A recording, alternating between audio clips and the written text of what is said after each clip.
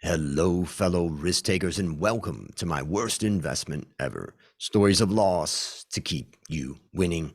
In our community, we know that to win in investing, you must take risk, but to win big, you've got to reduce it. Ladies and gentlemen, I'm on a mission to help 1 million people reduce risk in their lives. And that mission has led me to create the Become a Better Investor community, where you get access to tools you need to create, grow, and protect your wealth. Go to myworstinvestmentever.com right now to claim your spot. Fellow risk takers, this is your worst podcast host, Andrew Stotz from A Stotz Academy, and I'm here with featured guest Will Basta. Will, are you ready to join the mission? I am. I'm happy to be here. Thanks for having me. I'm excited to learn more about you. I want to introduce you to the audience. Will Basta is the co-founder of Ascend Ecom, an e-commerce automation agency and investment management company, the only company in the industry capable of combining logistics, wholesale distribution, and e-commerce growth all into one. With 2 years in the business, he's made Ascend Ecom a company comprised of 500 plus clients, 2 warehouses in Dallas, hundreds of employees, and millions of monthly revenue. Will take a minute and tell us about the unique value that you are bringing to this wonderful world. Yeah. So again, thanks for having me here. I'd like to just draw it back to the reason of starting the organization that I currently run and co-own, and co-founded. This is an industry that is obviously booming. We see Amazon everywhere. We see people buying online impulsively now. It's just part of what society is turning into, which is more of a digital society. And companies, we weren't the first company to invent this model, but it is an industry full of ineffective providers that were lacking ethics and lacking true execution, right? And so my business partner and I were able to diagnose that issue, see a model that had a lot of potential and that was broken, and then revamp it and really legitimize the industry and flip the script and really bring ethics from the top, real infrastructure, and a sustainable approach to investing in e-commerce, unlike anyone else has before. And so Mm. that's the value we bring to our clients, and we plan on bringing them value throughout the long-term partnerships we have with them over these next few years and beyond.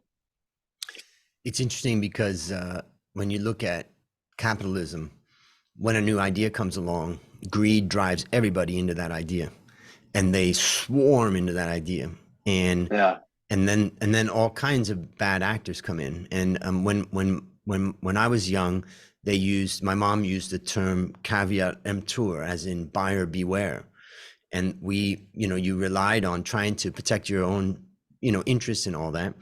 And then what happens is that eventually all of those players get washed out. There's a washout, and yeah, then only the strong survive. And I think that every industry goes through that to some extent. I think we're seeing the crypto industry going through that pretty yeah, massively, but the whole industry of e-commerce and all that, particularly in relation to Amazon, and all of the people that can use those tools that Amazon's providing, seems like there's a washout that's happened over the years. And what I like about what you've said is that you're building a reputation based on solid business and solid business ethics.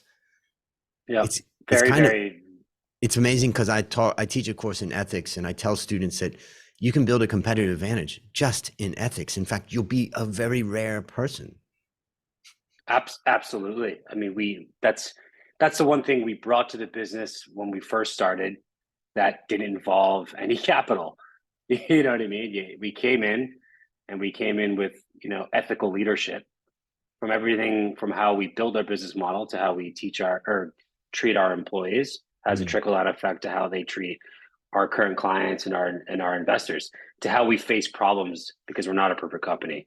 When yep. there's issues, we face them on with integrity and honesty, and we figure it out. We Yeah. handle those problems. We don't run Yeah. away from those fires, and that's something that historically has not been done in our industry, which you call the automation industry, where people invest and then companies build them e-commerce businesses. And it just really hasn't. I'm not saying every company out there is bad, but there's just a sea of that.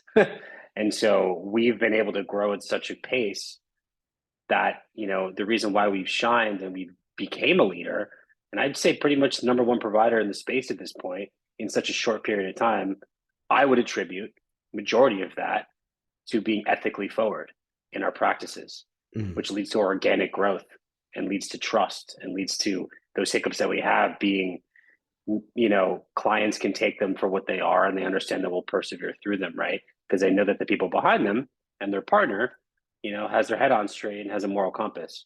So very important. Yeah, I just love the idea of telling young people that you can build a competitive advantage in ethics and you don't have to be a Totally. genius, like you just Totally. act right, and it's great. Maybe you could just describe like the typical who is the typical customer of yours, like, and what pain Yeah, are they facing? What are they trying to accomplish that you help them do? absolutely. So our clients come from all different backgrounds, right? We have school teachers, we have retirees, we have veterans, we have real estate investors, financial, people from Wall Street, all different professions. The commonality is they're already financially comfortable and they're looking to diversify into a new sector, new asset class outside of their traditional investing of stocks and real estate, especially in a time right now where things are volatile in the country and around the world, right? And they see that Amazon is everywhere. It's a a $5 trillion industry that people want to tap into, and they don't have time, and they want to find a partner they can trust, and they want to drive passive income and invest in something to make their money work for them. And why not an industry that, even in this inflation that we're currently facing and this economic downturn that we're currently in, why not invest in an industry that actually is growing between 5 and 8% this Q4 over last year's Q4, even with the current state. So it's sustainable in that mind. And essentially, yeah, people who just want to build passive income streams or they want someone to do it for them, we do it on behalf of our clients, leveraging our infrastructure, and we accelerate them into this ecosystem, doing something that they couldn't do on their own because they don't have the warehouse, they don't have the team or the experience or the time, frankly. So they pay a premium, they partner up with someone like us, provider like us, and we do everything for them. And then we make that business profitable and share in part of the profits. So we're incentivized in that state. So essentially, to sum that up, it's people with all different backgrounds, but they want to earn passive income. They're already financially comfortable. They're looking to get into e-commerce and don't know where to start. And they just essentially want to invest in a new asset class. So does that mean that when there's people that are providing capital to you, and then you're deploying that capital by helping these e-commerce businesses, and then the providers of the capitals are getting the return from that? Is that what that means? Or maybe? Yeah, so they own the business outright. So essentially, you can come, you have zero Amazon experience, you come to us, you pay an infrastructure fee, right? Yep. X amount of money, one-time fee. We then open up an Amazon account for you, with you under your name. And then we have a set team that's designated to your account that sources the products with your capital outside of that initial upfront. So Yep. you'll need working capital outside of that. So credit lines, et cetera. Sources profitable products, sends them to our warehouse. We prepare them, send them directly to customers or to Amazon's warehouse to be a prime product. And we handle the management of the store online, strategical growth initiatives, everything that's associated with managing the digital business. And Amazon's paying them out based on into their bank account.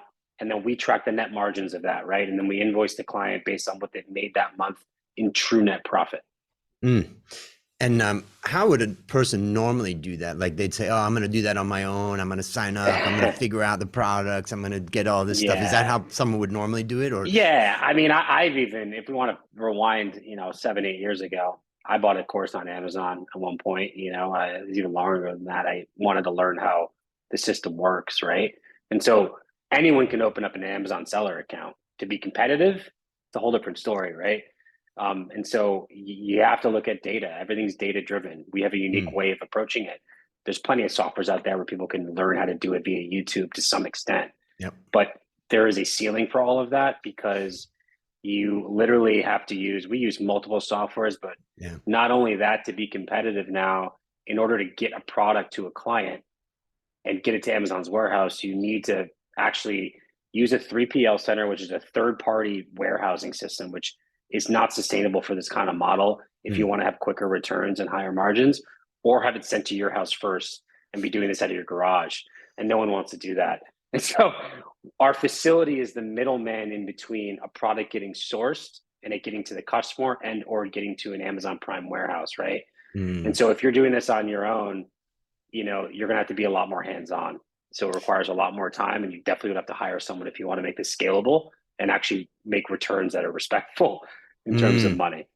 I was thinking Yeah. about a friend of mine here in Thailand who started a rice cracker business, and Mm. he's manufacturing these rice crackers in Thailand, packaging them, and then he's selling them only on Amazon, basically. And then eventually he realized he needed to set up some sort of operation or some sort of warehousing in America, and his sales were going Yeah. pretty well. And then all of a Yeah. sudden now he has a lot more complexity to it, and it sounds like that type of thing is the type of thing that you help, Once you get to solve. the next level, there's always going to be more infrastructure that's needed, right? So Yeah. we have plenty of clients who come to us who have plateaued in what they can put into their business, Yep. and they need a partner that's got everything that we have in order to take it to the next level. And then Mm, people who come in blindly with no business at all, right? So it just yep. varies. But you made a good point there. As things grow, and if you really want to not put a cap on your growth and your scalability, you need to have infrastructure, and that with that comes complexity, Mm. more just essentially more resources and everything you would need that we provide. And for somebody that says, I think I need this service, where's the best way for them to find out more about you guys? Yeah, I mean, we're all over YouTube, all over Instagram. YouTube is Yep. Ascend Ecom. Instagram's Ascend underscore ECOM, ASCEND underscore ECOM. And then our website's pretty resourceful. We have all the podcasts we've done, Forbes articles, Mm, all publications, and then some infographics on our model and some videos about us. And that's yep. www.ascendecom.com. And you can book a call with us there directly. Fantastic. Well, what a great introduction. And now it's time to share your worst investment ever. And since no one goes into their worst investment thinking it will be, tell us a bit about the circumstances leading up to it, and then tell us your story. Yeah. So I come from a lower middle class family in upstate New York. I got two older sisters, both of which are extremely intelligent, and one of which went to Columbia, the other one went to Tulane, double masters, Ivy League, a lot of big shoes to fill, right? Great universities, amazing. I, on the other hand, you know, I'm not saying I don't have intelligence, but you follow the path of your elders a lot of times and what society pretty much puts in front of you. Generations have evolved immensely. Times have changed. Things have become digital. It's never wise to look at what was going on in the 60s through the 90s and apply that exactly to what makes sense in the mid 2000s, right? You just never know. And it's all relative. So leading into this, what's the next path after high school? You go to university, you go to college. That's even if you don't know what you want to do, you don't have any. I mean, I had thoughts of, I was pushing myself down the pre-med direction, and I thought, okay, well, I have to go to a college. I can't be behind. I have to do this. Okay, well, my mom's an English teacher. My sister's got full rides. I didn't. She said she would take $20,000 out in a loan for me, and the rest would be me. Mm, If essentially, which would be me taking out my own loans. So I ended up going to university and spending well over $100,000 in student loans, and came out with a very general degree. And so leading into my worst investment ever, and this is not applicable to everyone because some people have specific things they want to go for. Some people generally want to go for certain things. And I just feel like I felt like I rushed into university without taking a step back. And I put myself in serious debt. And I don't really see anything out of that university experience, specifically academic wise, that has been at all applicable to where I am right now in my mm. entrepreneurial career. So I would say that is the worst six-figure investment I've ever made. Oh, and how, okay, so let's think about the lessons that you learned. How would you describe those? I learned it's a big thing to learn that you need to not, there are things that are laid out by what different generations have done that seem like it's the right way to do things, Mm, but things change all the time. So you need to be able to step outside the box of the rat race, of the path that is always laid out, in society, the societal path that gets just laid brick by brick, and you see all this stuff on TV and whatever, and you hear about all these things, and your parents say this and whatever. You need to be able to take a step back out of the situation and take a breather and assess things and understand there's a lot of time. So I learned that there's a lot of time, and you don't need to rush into what's next immediately always, right? If I had done this again, I would have taken a full year in between me deciding university and me graduating high school. Maybe I still would have gone. There's a good chance I wouldn't have, though, too. You know, Yeah. That's a big lesson for me. It's also knowing that, like, the university isn't 100% necessary. Yeah. It is not. It was a huge thing in different generations. My mother going to school, college, she's 75, huge thing, huge accomplishment, way different era, right? You know, but me going to college and getting a basic business communications degree, I mean, shit. Yep. Yeah. Yep. So maybe I'll share a few things that I took away. Yeah. The first thing I wrote down is, somehow we have to acquire knowledge, right? Like we got to Yeah. learn some True. basic stuff. And the amazing thing about the world today is that there's so many options for acquiring knowledge. The second thing I wrote down is government ruins everything. What do I mean by that? Government just pumped in money into the student loans and into funding debt. And when they did that to the tune of trillions of dollars, it just, what it does is it distorts the free market, and it causes a huge amount of demand for education. And the educational institutions now have this huge amount of demand hitting them over the last couple of decades, so they can increase price. And it's an endless supply of money being pumped into the industry. And this They're is a business. Yep. Yeah. And when government gets behind just about anything, they ruin it eventually. And they ruin this one.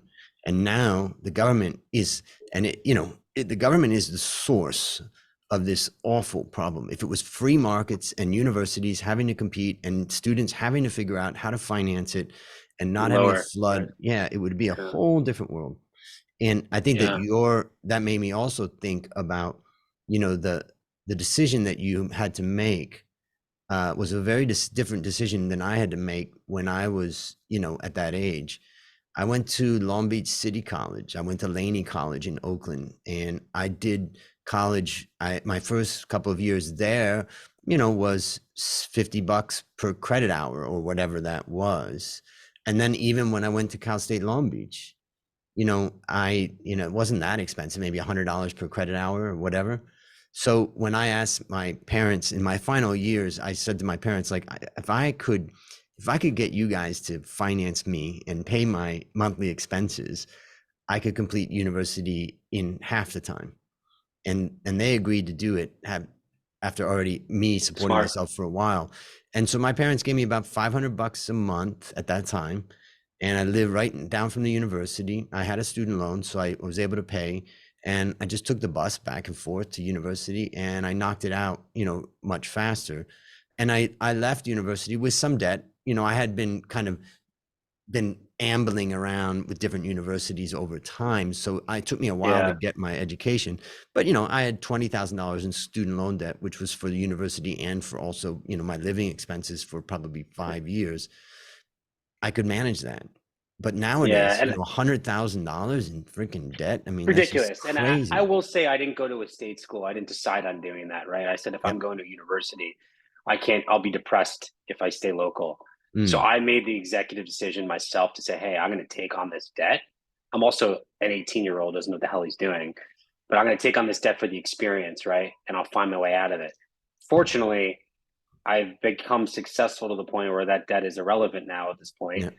But you know what I mean? It's just one of those things that is just, and I'm a firm believer in education in general. My mom is a teacher. My other sister's a teacher. It's a very important thing. It's the foundation of the youth and how this country goes in different directions. Is foundation is education and making sure it's funded properly. We have great teachers and all of that. But university education is slightly different. It's became a business that I just think has been we've been cornered into it, regardless of what, if you know you're doing, and it's been a rushed process directly after. I just think there should be a year in between. A gap year is very important after high school to sort of assess where you're at and what direction you feel like going. Yep. And then you can make that educated decision about, and the way I look at it is, hey, for those out there that are doing that and might be on the fence, a proposition to your parents who believe that you have to go to college. Okay, let's say college is 80 grand over 4 years. You can propose, well, hey, if I can make that amount of money by working in less time, wouldn't that make a little sense? Yeah. For me to like at least give it a shot? Because we all know now the way the companies are looking at, they're looking at experience, and that's the most important thing. I don't have the data here, but there is for sure a reduction in having a bachelor's degree as a requirement for entry level positions, way less than it used to be, way less. Yeah. So I also wrote down game changer because I was thinking about your mother and how significant it was. I know my family, my father's side of my family came from Germany in 1839 to America without any formal education, and that was my great grandfather. And my great grandfather started an architectural firm in Pittsburgh without having any formal education, but he was able to make money from that enough that he could get his son, who is my grandfather, up to a master's degree in architecture. And then my grandfather's son, my father, got a PhD, as well as his sister got a PhD. So, wow. In those days, it was a big game changer for families to build. And nowadays, it's just such a taking the free market out of education has just destroyed this game changer component of it, I would argue. So anyways. Yeah, it's either gonna be free, or you take or it's one of the. I mean, like we have this kind of thing of trying to be a capitalist society mixed with trying to have ethics to some extent, and sometimes those don't really go together, and it becomes just like a wish-washy situation, and it implodes in our face with I think debt crisis we have right now. The big implosion happens when government intentions, which are always good, collide with government outcomes from government programs, and totally they're almost always bad. All right, based upon what you learned from this story and what you continue to learn, what one action would you recommend our listeners take to avoid suffering the same fate? Hey, I think I actually said it a couple of times already. Take your time. Take your time. Yeah, life goes by fast, things go by fast, but be aware of the roller coaster that life is, and be cognizant taking a step back in different benchmarks and chapters in your life. And one of the chapters I think is important is, everyone's pushing college applications your senior year of high school, but if you're in that kind of period of time, maybe do some apps, but take a step back. And that me would be taking a year after high school. It's just 1 year, and it could make a massive, it could redirect your life. You know what I mean? So travel the country, travel the world, try something. Travel the world. Hey, traveling. I've been to over 50 countries. I traveling is my thing. It might not be everyone's thing, but I've learned more traveling that I apply to my business interactions than anything I learned in 4 years at Arizona State University. Yep. So what's a resource that you recommend for our listeners? I think that's applicable to this, or just in general. I mean, I think, a resource overall. I can talk about a book that I am rereading right now, which I think is awesome. It's one of the most impactful books by Aubrey Marcus, Own the Day, Own Your Life. That book touches on pretty much everything from, waking up in the morning, to food, to professional life, to sex, to partnerships, to you name it, and has snippets of all of that. And I think it's applicable to reread and reopen that all the time. And I read that book at a very important part of my life, which led me to where I am today. So I attribute a lot to that book and how it's really, positioned me. So I recommend to go out and read that. You're the first one to mention that, and I'm just looking at, I haven't seen that. So Own Your Day, just looking for it right now. Own the Day, Own Your Life by Aubrey Marcus. Okay. Own the Day.